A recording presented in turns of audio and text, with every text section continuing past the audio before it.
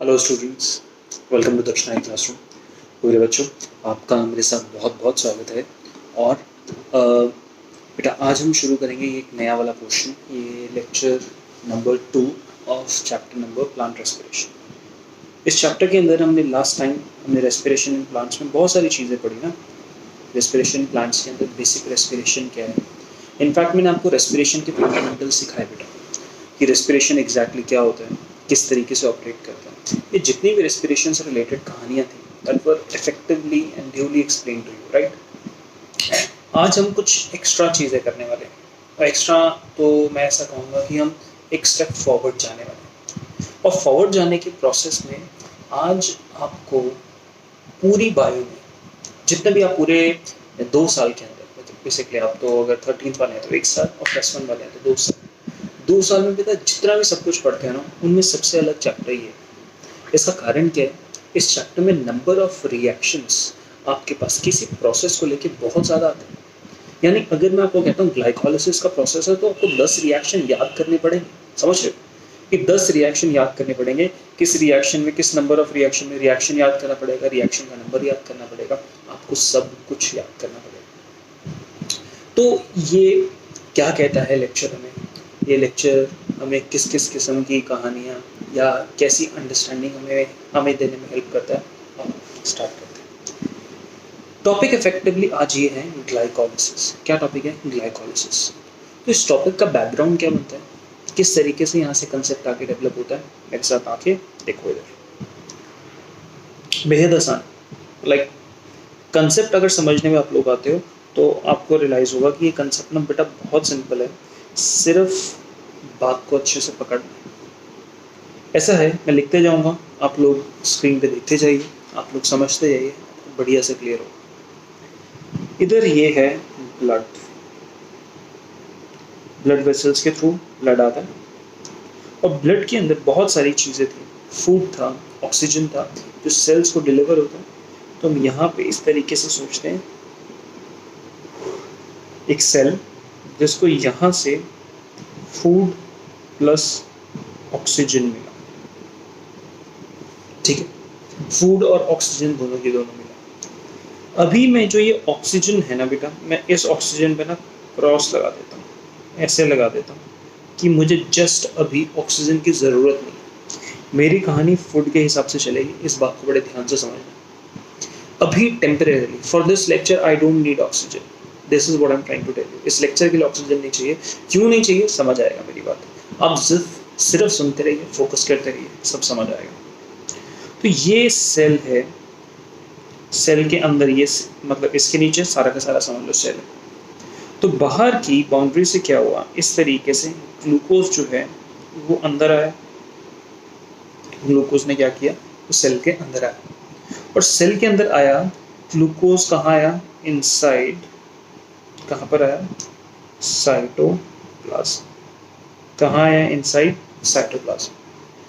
आपने खाना खाया तो खाने से ग्लूकोज बना, ग्लूकोज डाइजेस्ट होके बेसिकली तो ग्लूकोज की फॉर्मेशन होती है। तो बेटा अब ये ग्लूकोज वापस आता है, एक साइटोप्लाज्म के अंदर आके बैठ गया। तो अब आपको जानना है कि खाना आपके सेल तक पहुंच चुका है। अगर फूड सेल तक पहुंच चुका है तो हमें अब क्या बनाना है? एटीपी बनाना है। क्या बनाना है? एटीपी।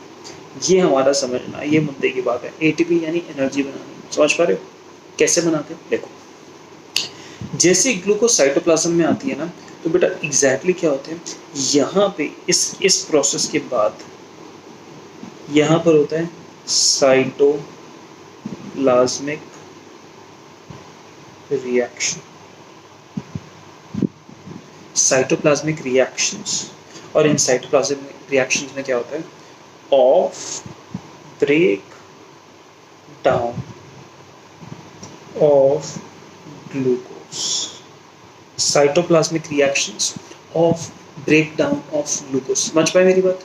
या ये जितना मैंने लिखा है इतना आज पढ़ना है, इतना सिर्फ यहाँ तक आज पढ़ना है। साइटोप्लाज्मिक रिएक्शन में ग्लूकोज का ब्रेकडाउन सिर्फ आज इतना पढ़ना है। मैं इस तक बताने के बाद आगे बढ़ूंगा, पूरे प्रोसेस का ओवरव्यू दूंगा, क्योंकि एक बार अगर आपको ओवरव्यू मिल गया तो कंसेप्ट की अंडरस्टैंडिंग बहुत ईजी हो जाएगी, चैप्टर का ना ओवरव्यू दिमाग में डल जाएगा। तो देखते रहो। साइटोप्लाज्मिक रिएक्शन है ग्लूकोज के ब्रेकडाउन के। ओके, अब जब ग्लूकोज ब्रेकडाउन होगा तो ग्लूकोज बेटा ब्रेकडाउन होकर किस में कन्वर्ट होता है? Pyruvic acid. किस में कन्वर्ट होता है? Pyruvic acid. बोलो बात यहाँ तक क्लियर हुई? ठीक है, तो इस पूरे प्रोसेस के, मैं कहता हूँ इस प्रोसेस के ना कैरेक्टरिस्टिक्स बताता हूँ आपको। कैरेक्टरिस्टिक जो आपको मैंने ये प्रोसेस लिख के बोला है ना, मैं इस प्रोसेस का कैरेक्टरिस्टिक बताना चाहता हूँ, ध्यान से मेरी बात सुनो। कैरेक्टरिस्टिक के नाम पे बेटा सबसे पहली कैरेक्टरिस्टिक, नो ऑक्सीजन रिक्वायर्ड। बोला था ना आज के लेक्चर में ऑक्सीजन नहीं रिक्वायर्ड होगी, और यही कहा था कि आज के लेक्चर में इतना बढ़ाना है। दैट मीन्स साइटोप्लाज्म में जब ग्लूकोज का ब्रेकडाउन होता है पायरुविक एसिड बनाने के लिए, साइटोप्लाज्म के अंदर जब ग्लूकोज ब्रेकडाउन होता है पायरुविक एसिड बनाने के लिए, इस टाइम ऑक्सीजन की जरूरत नहीं है। आपके शरीर में या कहीं पर भी किसी भी सेल के पास ऑक्सीजन हो चाहे ना हो, अपने को फर्क नहीं पड़ता, हमें ऑक्सीजन चाहिए ही नहीं। बात क्लियर हो रही है? ऑक्सीजन की जरूरत है ही नहीं। पायरुविक एसिड बना बेटा। अब आप पायरुविक एसिड के साथ आगे क्या होगा, पायरुविक एसिड आगे किस तरीके से प्रोसेस होगा, ये मेरी बात आपको समझनी। पायरुविक एसिड क्या होता है बेटा, ये आगे जाता है, दिस पायरुविक एसिड ये आगे जाएगा, डिपेंड करेगा अवेलेबिलिटी ऑफ ऑक्सीजन है या नहीं। कैसे मतलब? ये पायरुविक एसिड दो अलग अलग तरीकों से मेटाबोलाइज हो सकता है, दो अलग अलग तरीकों से। पहला तरीका, ऑक्सीजन इज एब्सेंट। समझ लीजिए ये एक ऐसे केस में मिल रहा है, ऐसे ऑर्गेनिज्म में मिल रहा है जहाँ पे ऑक्सीजन की प्रेजेंस नहीं है। ऑर्गेनिज्म यानी वो जो सेल है, सेल ऐसी जगह पे रह रहा है जहाँ पे ऑक्सीजन की एब्सेंस है। समझ रहे? तो इस केस में क्या होगा, यहाँ पर बेटा हो जाएगी, it leads to fermentation. It leads to fermentation. बात डन होगी। अगर बेटा यहाँ पर ऑक्सीजन इज प्रेजेंट, अगर ऑक्सीजन प्रेजेंट है ना, तो तब क्या होगा? नेक्स्ट पॉइंट, अगर ऑक्सीजन की प्रेजेंस होगी तो ये जो पायरुवेट है बेटा, याद रखना पायरुविक एसिड इज पायरुवेट। जैसे मैं कहता हूँ एसिटिक एसिड, इसको एसिटेट भी बोल सकते हैं। उसी तरीके से pyruvic acid, acetic acid is equal to acetate, ठीक है। Ethanoic acid is equal to ethanate, ethanoate, कुछ इस तरीके से बोल सकते हैं। उसी तरीके से पायरुवेट मीन्स पायरुविक एसिड, ये बायो में इस तरीके से चलता है। पायरुवेट है, इस पायरुवेट को क्या किया, देखो ऑक्सीजन प्रेजेंट है तब क्या होगा हम ये देखते हैं। अगर पायरुवेट है बेटा, इस पायरुवेट को क्या किया जाता है, यहाँ पर ट्रांसपोर्ट किया जाता है। क्या किया जाता है? ट्रांसपोर्ट। और कहाँ पे? Into mitochondria. कहाँ पर? माइटोकॉन्ड्रिया के अंदर, ठीक है। अब पायरुवेट जब माइटोकॉन्ड्रिया में पहुंचा तो पहुंचने के बाद कन्वर्ट, कुछ इसके साथ प्रोसेस होगा, convert into acetyl coenzyme A. ये आपके पास एक केमिकल मॉलिक्यूल है, एसिटाइल कोएंजाइम ए, COA भी बोल सकते हो या फिर कोएंजाइम ए, इसकी पूरी बात होती है। तो अब आपके पास पायरुवेट ट्रांसफर हुआ, माइटोकॉन्ड्रिया के अंदर गया और वहां पर वो ब्रेक डाउन हुआ एसिटाइल कोएंजाइम ए में। ये मेरी बात क्लियर हुई? ये मैं आपको बेटा दोबारा बोल दूं, this everything that is being told to you, जो आपको स्क्रीन पे दिखाई दे रहा है, ये सारा ओवरव्यू है इस पूरे के पूरे प्रोसेस का। तो अब यहाँ पर हमारे पास एसिटाइल कोएंजाइम बन गया, तो अब ये प्रोसेस आगे माइटोकॉन्ड्रिया में ही चलेगा। एसिटाइल कोएंजाइम में आगे जाएगा एंड पार्टिसिपेट करेगा, participate in Krebs cycle in mitochondria. Mitochondria matrix. कहाँ पर? माइटोकॉन्ड्रिया। जैसे क्लोरोप्लास्ट का स्ट्रोमा होता है ना, वैसे माइटोकॉन्ड्रिया के अंदर का जितना भी फ्लूइड एरिया उसको माइटोकॉन्ड्रिया मैट्रिक्स कहते हैं। तो अब एसिटाइल कोएंजाइम में जब बना, तो अब वो एसिटाइल कोएंजाइम में बनने के बाद माइटोकॉन्ड्रिया के मैट्रिक्स में एक साइकिल चल रही होती है बेटा, उस साइकिल के अंदर जाके उसका पार्ट बन जाता है। माइटोकॉन्ड्रिया मैट्रिक्स के अंदर जो क्रेब्स साइकिल चल रही होती है उसके अंदर घुस जाते हैं, एंड इसके बाद इफेक्ट में यहाँ से प्रोडक्ट्स निकलते हैं, प्रोडक्ट्स ऑब्टेन्ड। क्या? Products are obtained. कौन कौन से प्रोडक्ट? ध्यान से मेरी बात सुनो। कुछ प्रोडक्ट ऑब्टेन होते हैं, ये वाली बात जो मैं अभी अभी बताने वाला हूँ आपने कभी नहीं सुनी होगी, तो आप थोड़ा फोकस कीजिए। प्रोडक्ट्स ऑब्टेन्ड के नाम पे यहाँ पर ध्यान से देखिएगा बेटा, ATP फॉर्म, इसमें कहूँगा ATP बना, ओके। और यहाँ पे एक और चीज बनी, NADH2। यहाँ पे NADP नहीं, यहाँ पे NADH2 है। देखो जब भी अगर P लगे तो समझ लेना फोटोसिंथेसिस वाला है, इतना समझ सकते हो। एक सिंपल रफली आइडिया दे रहा हूँ, हमेशा जरूरी नहीं ऐसा होगा, बट अभी के लिए आप ऐसा समझ के रखो, जब NADPH2 है तो NCERT ने NADPP वाला फोटोसिंथेसिस में डाला है, यहाँ पे NADH2 लगा, ठीक है बेटा। इस NADH2 को नाड़ू बोलते हैं आप लोग, हम याद करने के लिए इसको क्या बोलेंगे? नाड़ू। क्या? नाड़ू, NADH2। तो अब अपने पास इधर ग्लूकोज जब साइटोप्लाज्म के अंदर साइटोप्लाज्मिक रिएक्शन हुए, तो इस रिएक्शन में से प्रोडक्शन के अंदर ATP और NADH2 बना, ठीक है। मैं कहता हूँ ATP बना और NADH2 बना, ओके। हमें एनर्जी चाहिए, ये पूरी मेहनत क्यों कर रहे हैं हम लोग? ताकि हम एनर्जी डिराइव कर सकें। तो अगर हमें सारी की सारी इस पूरे प्रोसेस से बेटा अगर एनर्जी चाहिए, तो एनर्जी तो ATP मिल गया, लेकिन ATP जो है अभी जितना आना चाहिए था ना वो आता नहीं। जितना ATP हमें मिलना चाहिए उतना ATP हमें मिल नहीं रहा है। यहाँ पर कंडीशन क्या है? ATP के साथ साथ कुछ नाड़ू भी मिल रहा है, और ये नाड़ू ना बड़ी कमाल की चीज है। मतलब आप समझ सकते हो ये नाड़ू ना बड़ी मैजिकल चीज है। क्यों मैजिकल है? इसका मैजिक तुम्हें अभी समझाऊंगा, बस इसको ध्यान रखना। ATP बन रहा है और दूसरा क्या बन रहा है? नाड़ू। कहाँ पे बना? पहले प्रोसेस में, ये जो साइटोप्लाज्म है। फिर हम आगे बढ़ते हैं, हम ऑक्सीजन की एब्सेंस वाला नहीं देखते, हम जरा यहाँ देखते हैं। पायरुवेट ट्रांसपोर्ट किया गया था माइटोकॉन्ड्रिया में, उसको कन्वर्ट किया था एसिटाइल कोएंजाइम में, और इस दौरान भी ग्रीन से लिख रहा हूँ ताकि हम अपने प्रोडक्शंस को समझ सके। यहाँ पर क्या बन रहा है? यहाँ पर नाड़ू बन रहा है। क्या बन रहा है? नाड़ू बन रहा है। क्या यहाँ पर ATP बनता है? No, sorry, no ATP is being form. यहाँ पे सिर्फ और सिर्फ क्या बन रहा है? नाड़ू बन रहा है। बोलो बात क्लियर हो रही? पकड़। तो बेटा यहाँ पर नाड़ू बन रहा है। अब आगे आपने देखा नेक्स्ट प्रोसेस, इधर क्रेब्स साइकिल हुआ, और क्रेब्स साइकिल से मैंने कहा कुछ प्रोडक्ट्स ऑब्टेन्ड है। अब क्रेब्स साइकिल से कौन कौन से प्रोडक्ट्स ऑब्टेन्ड है ये भी हम ग्रीन से लिखते हैं। क्रेब्स साइकिल से हमें एक ATP मिलता है, प्लस क्रेब्स साइकिल से बेटा नाड़ू मिलता है। क्या मिलता है? नाड़ू मिलता है। क्रेब्स साइकिल से ATP मिला, क्रेब्स साइकिल से नाड़ू मिला, और यहाँ तक तो हमने बात बोल दी, समझ ली, कह दी और चल पड़े। अब आप इस प्रोसेस को आगे बढ़ते हुए जरा देखना कि हमने ATP चाहा था, ATP इधर भी मिला और इधर भी क्रेब्स साइकिल से मिला, लेकिन ये नाड़ू नाड़ू नाड़ू आ गया यार, 3 जगह आ गया। हाईलाइट करो इसको और सोचो कि यार ये नाड़ू आ तो गया, क्या चलेगा, क्या होगा इस नाड़ू का, कैसे होगा, क्या मतलब है, क्या कोई काम कर सकता है नाड़ू? अभी अभी सर ने बताया था नाड़ू बड़ा मैजिकल स्ट्रक्चर है।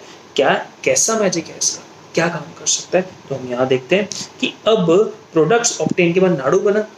अब इसके बाद बेटा नेक्स्ट स्टेप होता है, क्रेब साइकिल होगी ना, इसके बाद नेक्स्ट स्टेप होगा, और स्टेप होगा जिसको हम कहते हैं इलेक्ट्रॉन ट्रांसपोर्ट सिस्टम। क्या है? Electron transport system.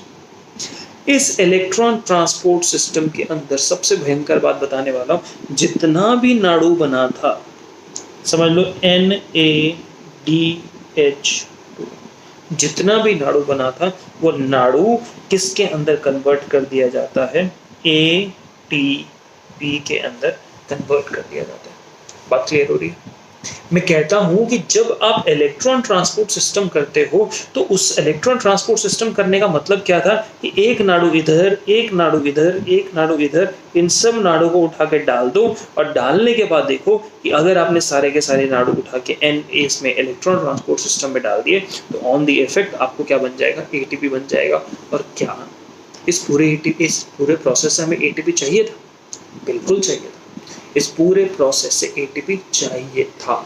समझ पाए मेरी बात आप? हमें इस पूरे रेस्पिरेशन का सिग्निफिकेंस क्या है कि हम एनर्जी बना सके, इजंट इट? बना तो ली। कमाल की बात आपने देखी बेटा। ये सब रिएक्शन तब होंगे जब आपके पास प्रेजेंस होगी किस चीज की, ऑक्सीजन की प्रेजेंस होगी। Oxygen is present. ऑक्सीजन अगर नहीं प्रेजेंट होता तो वहां पे फर्मेंटेशन हो जाती है। तो मैं एक डिफरेंस बताता हूँ, जरा आप लोग ध्यान से देखना, बड़ा इंटरेस्टिंग डिफरेंस है। Energy production. अब एनर्जी प्रोडक्शन क्या एरोबिक एनवायरनमेंट में हो सकती है? यस। क्या एनर्जी प्रोडक्शन एरोबिक एनवायरनमेंट में हो सकती है? यस। तो अब मेरी बात ध्यान से सुनो। एनर्जी प्रोडक्शन के बेसिक स्टेप्स क्या है? मैं यहाँ पे लिखता हूँ एरोबिक एनवायरनमेंट, यहाँ पे एनएरोबिक। तो एरोबिक एनवायरनमेंट में क्या क्या हो रहा है, एनारोबिक एनवायरनमेंट में क्या क्या हो रहा है, मेरे साथ यहाँ देखो। क्या एरोबिक एनवायरनमेंट में ग्लाइकोलाइसिस होगी? यस। अब तुम बोलोगे सर ग्लाइकोलाइसिस क्या है? देखो बेटा, यहाँ पे क्या आपने सबसे पहला स्टेप साइटोप्लाज्म के अंदर ब्रेकडाउन ऑफ ग्लूकोज किया? This breakdown of glucose is called as glycolysis. समझ गए? तो मैं इस प्रोसेस की बात कर रहा हूँ। क्या ये प्रोसेस एरोबिक में होगा? यस। क्या ये प्रोसेस एनारोबिक में होगा? यस। क्योंकि एनएरोबिक में भी पायरुविक एसिड डालना है ना। अगर देखो ऑक्सीजन एब्सेंट है तो पायरुविक एसिड तो डालना है। पायरुविक एसिड डालने से पहले ग्लूकोज को तोड़ना तो पड़ेगा। यानी अगर मैं बात कहूं कि एरोबिक देखिए चाहे एनएरोबिक, एरोबिक देखो चाहे एनारोबिक, ग्लाइकोलाइसिस दोनों में मिलेगा। ठीक। नेक्स्ट स्टेप ग्लाइकोलाइसिस के बाद क्या पायरुवेट, ग्लाइकोलाइसिस के बाद पायरुवेट बनता है। देखो यहाँ पर ग्लाइकोलाइसिस के बाद पायरुवेट बनता है और पायरुवेट को ऑक्सीजन जब प्रेजेंट होता है तो पायरुवेट को कन्वर्ट करते हैं एसिटाइल कोएंजाइम में, राइट। तो बेटा इस प्रोसेस का नाम होता है, ध्यान से देखिएगा, ऑक्सीडेटिव डीकार्बोक्सिलेशन। क्या नाम होता है? Oxidative decarboxylation. और ऑक्सीडेटिव डीकार्बोक्सिलेशन के बाद जब आपके पास एसिटाइल कोएंजाइम बनता है उसको कहाँ डालते हैं? Krebs cycle. और इन सब से बनने वाले हिसाब किताब को हम कहाँ डाल देते हैं बेटा? इसको हम डाल देते हैं इलेक्ट्रॉन ट्रांसपोर्ट सिस्टम के अंदर। ये एरोबिक एनवायरनमेंट में हो रहा है। एनारोबिक एनवायरनमेंट में ग्लाइकोलाइसिस होती है, पायरुवेट बनता है और पायरुवेट से फिर हम किस में कन्वर्ट कर देते हैं? उसको प्रोसेस ले जाते हैं फर्मेंटेशन। बस ये इफेक्ट। ठीक।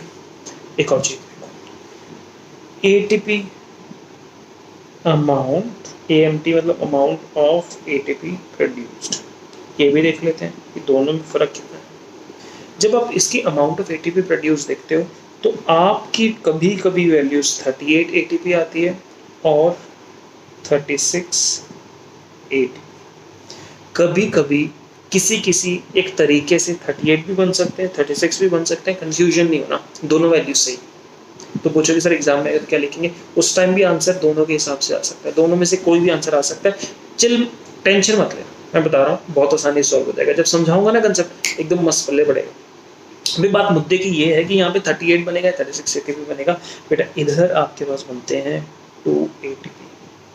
आप देख रहे हो एन एरोबिक प्रोसेस से कितना कम, एरोबिक प्रोसेस से कितना ज़्यादा।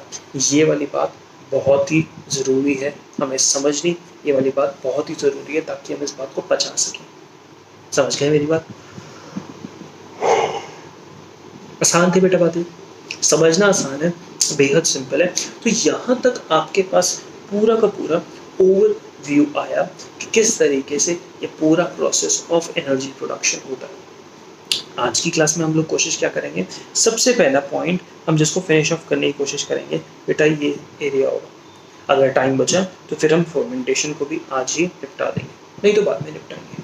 तो अभी के लिए आओ सबसे पहले ग्लूकोज का साइटोप्लाज्म में breakdown without the requirement, without the need of oxygen हम स्टार्ट करते हैं, इसको आगे बढ़ाते हैं। तो आओ करते हैं शुरू। चलो तो मैंने खुशी वाली बात बताती हूँ। खुशी वाली बात ये है कि तुम मैं जितने भी अपने क्लास के बच्चे हैं, लड़के हैं, उनकी बात कर रहा हूँ। तो ना कोई पसंद आ गई, और पसंद आ गई तो डरते डरते तुमने क्या कहा, अपने पापा को कहा कि पापा भैया, पापा मतलब क्या, ठीक है समझ जाओ। तो पापा बोले क्या क्या बोल रहे हो तुम? पापा बोलोगे पापा कोई पसंद आ गई है हमें, तो फिर क्या करेंगे पापा? बेटा पापा यहाँ पे तुम्हें सिखाएंगे ग्लाइकोलाइसिस कैसे। इस पूरी कहानी को हम इस तरीके से याद करते हैं कि भैया देखो, ध्यान से देखते रहना। गुड गर्ल फ्रेंड फाउंड, कहाँ चला गया? गुड गर्ल फ्रेंड फाउंड, एक सुशील सुंदर बढ़िया लड़की मिल गई। पिताजी को बताया। अब पिताजी को हमें तो लगता है भैया गुस्सा आएंगे, लतियाएंगे, मतलब खूब मारेंगे। तो अब इतने देर में क्या करते हैं कि पापा उठते हैं और घर से बाहर चले जाते हैं। भाई दिल में धड़कन बढ़ गई कि पापा घर से बाहर चले गए। तो घर से बाहर क्यों गए? क्योंकि पापा सीधा गए wide purple paper post card. पापा जी घर से बाहर निकले और शादी के कार्ड छपवा ले आए और मिठाई भी ले आए कि भैया मुंह मीठा करो, हमारे लड़के को लड़की पसंद आ गई। समझ गए? तो इसको याद करते हैं, good girl friend found, dad gone, bide purple paper post card and pie. Pie, pie का मतलब क्या होता है? मिठाई, ठीक है, स्वीट भी कह सकते हैं, पाई, यहाँ पे पाई चल रहा है। तो क्या है बेटा ये पूरा का पूरा ग्लाइकोलाइसिस। जस्ट अभी अभी मैंने तुम्हें समझाया, ग्लाइकोलाइसिस जो प्रोसेस है, उस ग्लाइकोलाइसिस के प्रोसेस में आप क्या करोगे, ग्लूकोज को लोगे और ग्लूकोज को ब्रेक डाउन कर दोगे। ये बात सही। आपने क्या किया, अपने ग्लूकोज लिया, साइटोप्लाज्म के अंदर ग्लूकोज था, उसको आपने ब्रेक डाउन किया, और ब्रेक डाउन करने के बाद फिर आप क्या करते हो, in the cytoplasm the glucose was broken down and finally converted into pyruvate। किस में कन्वर्ट किया? पायरुवेट। यही आपको बात समझाई थी कि यहाँ पे हम साइटोप्लाज्मिक रिएक्शन करते हैं, ग्लूकोज को पायरुवेट यानी पायरुविक एसिड में कन्वर्ट करते हैं। तो एक स्टेप में ऐसे दिखा दूँ, लेकिन इस पूरे के पूरे प्रोसेस को बेटा अगर मुझे प्रॉपर रिएक्शंस दिखाना है तो ये इस तरीके से बनेगा। ठीक है, क्लियर? इस प्रोसेस का नाम बेटा दिया जाता है EMP पाथवे, एम्डन, मेयरहॉफ एंड पार्नस। ये बस एन ना होता तो मेरा नाम हो जाता है, अभी पारस हो जाता, बट ये पार्नस, मेयरहॉफ एंड एम्डन, EMP पाथवे। इसको इस तरीके से देखते हैं, EMP पाथवे। यूजुअली क्या होता है एग्जामिनेशन के अंदर, पेपर में ना वो जानबूझ के वर्ड पूछता है EMP पाथवे। बच्चों को वैसे तो याद रहता है, लेकिन ना EMP पाथवे इज थोड़ा सा जैसे मतलब डायरेक्टली यूज नहीं होता है। जैसे ऐसा है ना कि तुम्हारे घर वाले तुम्हें, एक घर का नाम होता है हमारा, ऑलमोस्ट सबका होता है, जरूरी नहीं है कि मतलब एवरी सिंगल पर्सन आप सबका हो, but most of the people they have their home, घर का अपना नाम होता है ना, निकनेम जिसको हम कहते हैं। तो आपके घर वाले आपको निकनेम से बुलाते हैं, बाहर वाले आपको दूसरे नाम से बुलाते हैं। किस दिन आपके घर वाले आपको आपके निकनेम्स की जगह ऑफिशियल नेम से बुलाने लगे ना तो अजीब लगेगा। वैसे जब भी हम ग्लाइकोलाइसिस को इस नेम से बुलाते हैं ना तो उतना सही से फीलिंग नहीं आ पाती, क्वेश्चंस को सॉल्व करने का ना मतलब नहीं हो पाता है। इसलिए थोड़ा सा अपने आप को अकस्टम कीजिए, जब भी आप ग्लाइकोलाइसिस बोलेंगे तो आप बोलेंगे EMP पाथवे, अपने मन में बोलेंगे, ताकि आपकी कन्फ्यूजन्स दूर रहे। इतना अपने को डन हो रहा है ना बेटा? इतनी तो अपनी कहानी यहाँ पे क्लियर हो रही है। हम यहाँ पे समझा रहे हैं इस पूरे के पूरे ग्लाइकोलाइसिस को। इस पूरे के पूरे ग्लाइकोलाइसिस के अंदर कुछ स्टेप्स, उनकी डिटेल्स, वो सारी की सारी चीज़ें अपन यहाँ कर रहे हैं। तो देखो मेरे साथ, नंबर ऑफ रिएक्शंस देखो। रिएक्शन नंबर 1 ग्लूकोज से glucose 6 phosphate, reaction number 2, reaction number 3, 4, 5, 6, 7, 8, 9, 10, और 10th रिएक्शन के बाद जाके पायरुवेट बनता है। क्या आपको मेरी बात क्लियर हुई? सबसे पहले आप स्टेप बाय स्टेप चीज़ें याद करो। 3 लोगों ने बनाया, एम्डन, मेयरहॉफ, पार्नस, तीनों ने मेहनत करी और ये पाथवे हमारे सामने आ गया। इसके अंदर इस पूरे पाथवे में कितने रिएक्शंस हैं, ये भी क्वेश्चन बनता है। तो इस पाथवे में टोटल 10 रिएक्शंस हैं। बात आपको क्लियर हो रही है विथ आपने को डन। अब हम इस पाथवे को एक्सप्लोर करेंगे। पाथवे को एक्सप्लोर करेंगे बेटा। सबसे पहले आपने लिया ग्लूकोज। क्या लिया? ग्लूकोज। और ग्लूकोज के साथ आपने रिएक्शन में एंजाइम लिया हेक्सोकाइनेज। अब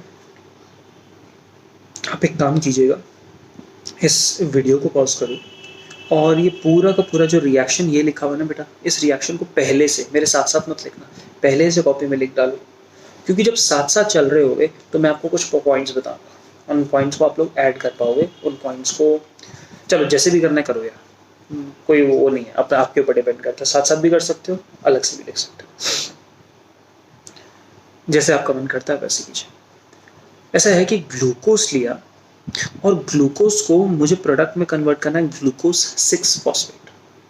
बाद में ये हम बाद में दोबारा करेंगे, अभी रिएक्शन पे फोकस करो, हमारा काफ़ी ज़्यादा टाइम रिएक्शंस को समझाने में लगेगा। ग्लूकोज से ग्लूकोज 6 फॉस्फेट। बेटा अगर इसका मतलब आप समझो ना, तो इस जो डब्बे में डाल रखा है ये ग्लूकोज 6 फॉस्फेट, इसका मतलब है ग्लूकोज का मॉलिक्यूल है, 6th कार्बन पे एक फॉस्फोरस लग गया। ये केमिस्ट्री वाली बात है और मुझे ऐसा लगता है कि आपको आती है। अगर आपने +1 वालों ने केमिस्ट्री नहीं पढ़ी है तो सीख लो मेरे कहने से, क्योंकि +3 वाले हमको आता है।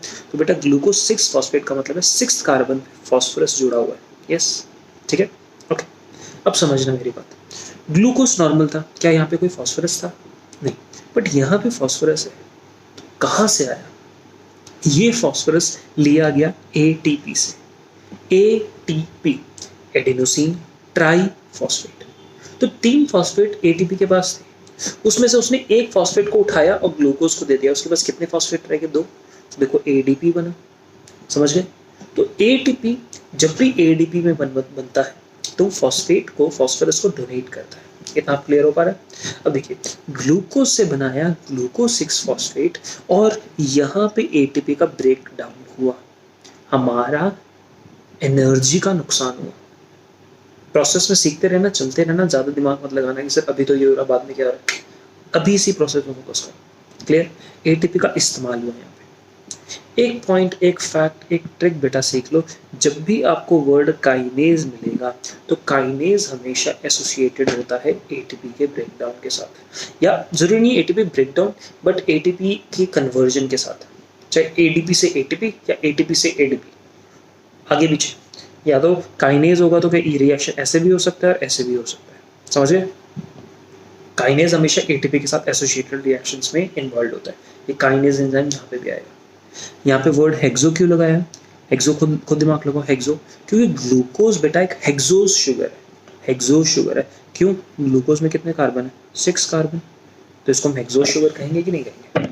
कितना क्लियर? नेक्स्ट देखो, glucose 6 phosphate. Number of carbon पे जरा फोकस करना बेटा। ग्लूकोज 6 फॉस्फेट, 6ठे कार्बन फॉस्फेट है, लेकिन टोटल कार्बन कितने? 6। अच्छा, अब ग्लूकोज से जब फ्रक्टोज बनता है तो फ्रक्टोज में कितने कार्बन होते हैं? उसमें तो 6 कार्बन होते हैं। तो नंबर ऑफ कार्बन में भी कोई फर्क नहीं आ रहा है, एंड ग्लूकोज फ्रक्टोज में चेंज हो रहा है। अगर किसी दिन बेटा आप ग्लूकोज का फॉर्मूला देखते हो और फ्रक्टोज का फॉर्मूला देखते हो ना, तो फॉर्मूला एग्जैक्टली सेम होता है। क्या होता है? फॉर्मूला एग्जैक्टली सेम होता है। दैट मीन्स ग्लूकोज का स्ट्रक्चरल फॉर्मूला, फ्रक्टोज का स्ट्रक्चरल फॉर्मूला 100% सेम है, इसलिए हम दोनों को आइसोमर्स कह सकते हैं। क्या कह सकते हैं? आइसोमर्स। यहाँ पे ग्लूकोज कन्वर्ट हो रहा है फ्रक्टोज पे, क्योंकि 6 फॉस्फेट इज रिमेनिंग है 6 फॉस्फेट। तो हम यहाँ पे एंजाइम यूज कर रहे हैं फॉस्फोग्लूकोज आइसोमरेज। यहाँ पे बात मुद्दे की है कि हमारा जो एंजाइम इस्तेमाल हो रहा है वो कौन सा है? आइसोमरेज एंजाइम इस्तेमाल हो रहा है, क्योंकि आइसोमर है। क्लियर? अब देखो, यहाँ पे आपके पास ग्लूकोज से फ्रक्टोज 6 फॉस्फेट बन चुका है। अब मैं यहाँ पे फॉस्फो फ्रक्टो, टेंशन नहीं, यहाँ पे इसमें ध्यान रखो, काइनेज का इस्तेमाल कर रहा हूँ। किसका? काइनेज। दोबारा, दैट मीन्स यहाँ पे दोबारा काइनेज वाला अपने पास एंजाइम आ गया। और बेटा जब भी काइनेज एंजाइम आता है तो वो किसके साथ एसोसिएटेड होगा? खुद का दिमाग लगाओ। काइनेज एंजाइम हमेशा ATP के कन्वर्जन के साथ एसोसिएटेड होता है। देखो ATP फिर ADP में कन्वर्ट होगा, यानी एक नया फॉस्फेट हमें मिला, और जब इसके अंदर एक नया फॉस्फेट मिलेगा तो जुड़ जाएगा ना। तो फर्स्ट यहाँ पे 6 कार्बन के साथ फॉस्फेट जुड़ा हुआ था, तो यहाँ पे फर्स्ट और 6 के साथ, फ्रक्टोज 1,6 बाइफॉस्फेट।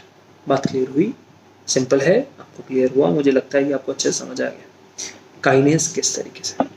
ठीक बेटा, अब आप फ्रक्टोज 616 बाइफॉस्फेट को देखो, ये भी क्योंकि फ्रक्टोज है, ये 6 कार्बन का स्ट्रक्चर है, 6 कार्बन से। रिएक्शन नेक्स्ट होता है एल्डोल रिएक्शन, जिनको हम कहते हैं।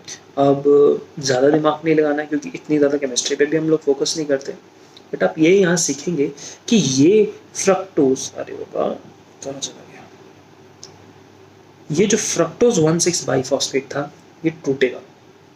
6 कार्बन का स्ट्रक्चर है जिसमें 3 कार्बन अलग और 3 अलग। ठीक, तो यहाँ पे ये टूटता है 2 अलग अलग कंपाउंड्स में, dihydroxy acetone phosphate, dihydroxy acetone phosphate and glyceraldehyde 3 phosphate and glyceraldehyde 3 phosphate. समझ गए? यानी ये 6 कार्बन का कंपाउंड टूट रहा है, एक 3 कार्बन का कंपाउंड ये और 3 कार्बन का कंपाउंड ये। Equation balanced. यहाँ पे एंजाइम जो उनसे यूज हो रहा है वो है एल्डोलेज, एंड यस आपको ये एंजाइम याद करने पड़ेंगे। जो भी मैंने हाईलाइट ग्रीन से कर रखे हैं ये आपको 100% याद करने पड़ेंगे। आप देख रहे हो हर स्टेप के साथ मैं ऐसे एंजाइम्स का इस्तेमाल हाईलाइट कर रखा है। चलो आगे बढ़ते हैं।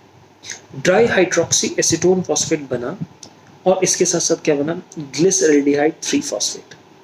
बेटा ये ग्लिसरल्डिहाइड 3 फॉस्फेट को हम क्या कह सकते हैं, फॉस्फोग्लिसरल्डिहाइड भी कह सकते हैं। क्या कह सकते हैं, फॉस्फोग्लिसरल्डिहाइड, फॉस्फोग्लिसरल्डिहाइड। पागल की फुल फॉर्म देखो, फॉस्फोग्लिसरल्डिहाइड। याद आया? क्या ये आपने वर्ड कहीं पढ़ा है पहले? सोचो, दिखाता हूं।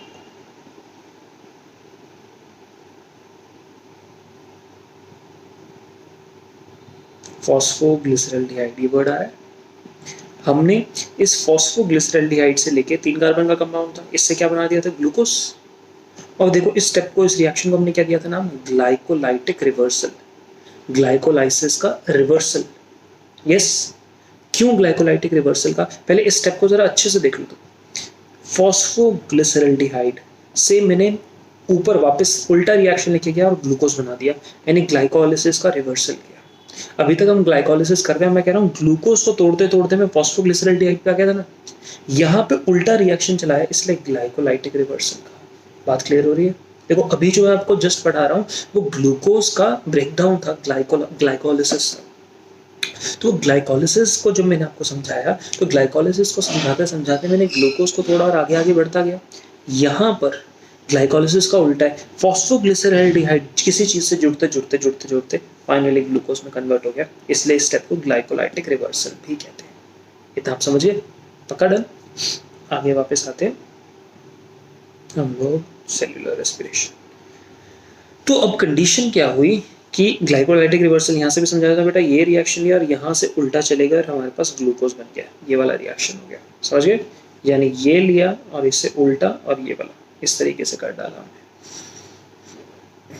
एल्डोलेज की मदद से इधर बता, डाईहाइड्रोक्सी एसीटोन फॉस्फेट, इसको क्या कह देते हैं, डी डाईहाइड्रोक्सी एसीटोन फॉस्फेट। इसको धप्पा कह दो, है ना, खेलते हैं ना छुपन छुपाई, उसमें धप्पा कह दो या जैसे भी आपको अच्छा लगता है। पागल ने धप्पा किया इस तरीके से। अब यहाँ पर ये 6 कार्बन से 3 कार्बन का एक ये बन गया, 3 कार्बन का ये बन गया। ये जो डाईहाइड्रोक्सी एसीटोन फॉस्फेट है ना, ये बेटा अपने आप को आइसोमराइज कर सकता है, यानी ये अपना स्ट्रक्चर हल्का सा बदल के किस में कन्वर्ट कर सकता है, अपने आप को पागल में कन्वर्ट कर सकता है। हमने कहा कि डाईहाइड्रोक्सी एसीटोन फॉस्फेट है, ये अपने आप को आइसोमराइज करता है, यानी एक एंजाइम की मदद से इस फॉर्म से इस फॉर्म में कन्वर्ट हो जाता है। तो अब कंडीशन क्या है कि डाईहाइड्रोक्सी एसीटोन फॉस्फेट एक बना था, पागल एक बना था। जब ये वाला इसमें कन्वर्ट हो जाता है तो पागल के कितने मॉलिक्यूल्स हो गए, 2 मॉलिक्यूल्स हो गए ना पागल के, इसलिए यहाँ पे 2x लिखा। तो पागल के अपने पास अब 2 मॉलिक्यूल्स हो गए। बात क्लियर? बढ़िया। अब पागल के फुल इसका केमिकल स्ट्रक्चर देखो, glyceraldehyde, glyceraldehyde 3 phosphate, glyceraldehyde 3 phosphate, एक फॉस्फोरस लगा हुआ 3rd कार्बन पे, ठीक, अब इसके अंदर हम आके कोई स्टेप करते हैं, बहुत ध्यान से देखिएगा। इसमें एंजाइम यूज होता है पागल डिहाइड्रोजिनेस, और इस स्टेप के अंदर हम इस वाले स्ट्रक्चर से, इस पागल से हाइड्रोजन निकालते हैं। एंजाइम कौन सा यूज कर रहा हूं मैं? डिहाइड्रोजिनेस। तो मैं हाइड्रोजन निकाल रहा हूं, और हाइड्रोजन निकाल के मैंने दे दिया NAD। तो वहां से हाइड्रोजन निकाल के NAD को दिया तो क्या बना? NADH2। बात मेरी समझ आ रही? हमने इस वाले स्ट्रक्चर के साथ बेटा एंजाइम यूज किया। ये एंजाइम ने क्या किया, इस वाले स्ट्रक्चर में से हाइड्रोजन को निकाला, वहां पे बॉन्ड अरेंजमेंट चेंज करी, और हाइड्रोजन को निकाल के जब दिया तो किसको दे दिया? NAD को। और ये NAD प्लस है बेटा, ये NAD को आपने हाइड्रोजन दे दिया, और NAD ने हाइड्रोजन एक्सेप्ट करके बना दिया NADH2। ठीक, और इतनी देर में यहाँ पर कुछ एक्स्ट्रा हो रहा है। यहाँ पे एक इनऑर्गेनिक फॉस्फेट ATP से नहीं आया, ये फॉस्फोरिक एसिड से आया। ये बेसिकली किससे आता है? अगर मैं आपको बोलूँ, ये H3PO4 फॉस्फोरिक एसिड है, ये डोनेट करता है फॉस्फेट, और ये फॉस्फेट यहाँ के जुड़ जाता है। तो इमेजिन करो कि हाइड्रोजन निकाल दिया गया और फॉस्फेट को जोड़ दिया गया। पहले कितने फॉस्फोरस है यहाँ पे? एक फॉस्फोरस था, थर्ड कार्बन पे लगा एक फॉस्फोरस है, अब एक नया जुड़ गया। तो अब मॉलिक्यूल में 2 फॉस्फोरस होने चाहिए, और आपने यहाँ से क्या बाहर निकाल दिया? एक हाइड्रोजन बाहर निकाल दिया। मैं आपको एक केमिस्ट्री की कन्वर्जन बताता हूँ, बहुत ध्यान से देखिएगा।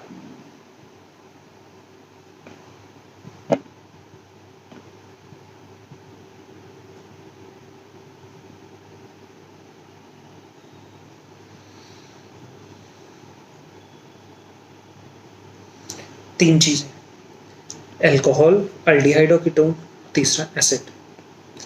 जब अल्कोहल को बेटा किया जाता है ऑक्सीडाइज तो अल्डिहाइड बनता है, और जब अल्डिहाइड को ऑक्सीडाइज किया जाता है तो एसिड बनता है। अगर मैं कहता हूं एसिड को मैं क्या कर रहा हूं? रेड्यूस कर रहा हूं, तो एल्डिहाइड बनेगा, और एल्डिहाइड या कीटोन को मैं रेड्यूस करूंगा तो क्या बनेगा? अल्कोहल बनेगा। एल्डिहाइड कीटोन को अल्कोहल। कंसेप्ट क्लियर हो रहा है? इतना बेसिक केमिस्ट्री होता है। +1 वालों को ये बात नहीं पता तो जान लो, क्योंकि हम इस प्रोसेस को आज रिएक्शन समझाने के बाद रिएक्शंस के अंदर के सारे मैकेनिज्म्स को कल करेंगे। आज मैं तुम्हें कंसेप्ट दिमाग में घुसा देना चाहता हूँ। इतना समझ गए बेटा? अब यहाँ पे नेक्स्ट स्टेप देखो जरा। कंडीशन स्टेप क्या हो रहा है?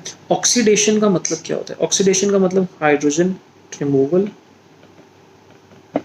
और ऑक्सीजन एडिंग।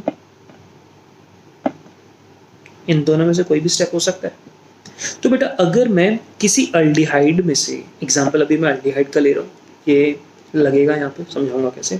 अल्डिहाइड के अंदर से हाइड्रोजन को अगर हटा देता हूँ तो क्या वो एसिड में कन्वर्ट होगा? जाहिर सी बात है। यहाँ पे नाम पढ़ो, यहाँ पे नाम पे आपको क्या लिखा हुआ है? ग्लाइसर अल्डिहाइड, यानी एक अल्डिहाइड स्ट्रक्चर है, और इस अल्डिहाइड स्ट्रक्चर में से आपने डिहाइड्रोजिनेस की मदद से हाइड्रोजन निकाल दिया, यानी अल्डिहाइड की आपने ऑक्सीडेशन कर दी। तो बनना क्या चाहिए? एसिड बनना चाहिए ना। तो यहाँ पे देखिए, आपने अल्डिहाइड की इस तरीके से ऑक्सीडेशन कर दी, और अब ऑक्सीडेशन कर दी तो देखो बेटा ग्लाइसरेट, 8 का मतलब हमेशा एसिड होते हैं ना, तो 1,3 बाइफॉस्फोग्लिसरिक एसिड बोल दीजिए, चाहे इसको ग्लाइसरेट बोल दीजिए, एक ही बात होती है। समझ पाए? अगर ये बात नहीं क्लियर हुई तो वीडियो को थोड़ा सा रिवर्स करो और दोबारा देखो, 20 to 30 सेकंड्स पीछे जाओ और दोबारा देखो। इनफैक्ट जहां से मैंने ये वाली बात बताना शुरू कर दी वहां से दोबारा देखना शुरू करो, एकदम परफेक्टली क्लियर हो। बढ़ते हैं आगे, यहाँ तक डन। यहाँ पे 1,3 बाइफॉस्फो क्यों आया बेटा? क्योंकि फॉस्फेट भी तो ऐड हो रहा था। तो अब हमारे पास कंडीशन ये हुई, 2 मॉलिक्यूल्स हैं 1,3 बाइफॉस्फोग्लिसरिक एसिड। देखो यहाँ पे ध्यान रखना, हर एक चीज डबल डबल होगी, क्योंकि एक के साथ एक यूज होना था, क्योंकि यहाँ पे 2 है तो हर एक की चीज के साथ 2 इस्तेमाल होंगे। ठीक है, अब 1,3 बाइफॉस्फोग्लिसरिक एसिड, इसमें से मैंने ADP को कहा कि भाई फॉस्फेट निकाल लो।